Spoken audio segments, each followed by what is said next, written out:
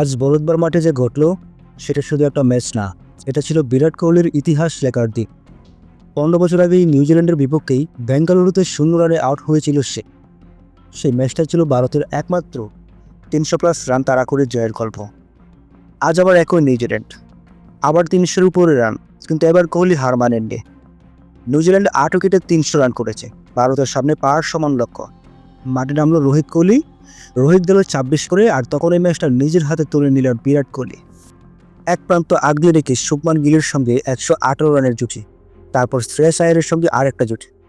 নিউজিল্যান্ডের বোলাররা তখন শুধু থাকিয়ে দেখা ছাড়া কিছুই করতে পারছিল না। স্টেডিয়ামে শুধু একটা শব্দ, কোহলি আর কোহলি। 91 বল খেলে 93 রান করেন, সেঞ্চুরির হাতছানি দিচ্ছিল। কাইল জেমসনের বলে ছক্কা মারতে গিয়ে মিড অফে ধরা পড়ে কোহলি থেমে গেল 93-এ। কিন্তু আজ সে তামেননি ইতিহাস করতে। এক ইনিংসে বিরাট কোহলি ছুঁয়ে ফেলেছে আন্তর্জাতিক ক্রিকেটে 28,000 রান। সচিন টেন্ডুলকার ও সাঙ্গাকারাকে পেছনে পেলে সবচেয়ে কম ইনিংসে এই মাইলফলক অর্জন করেছেন তিনি।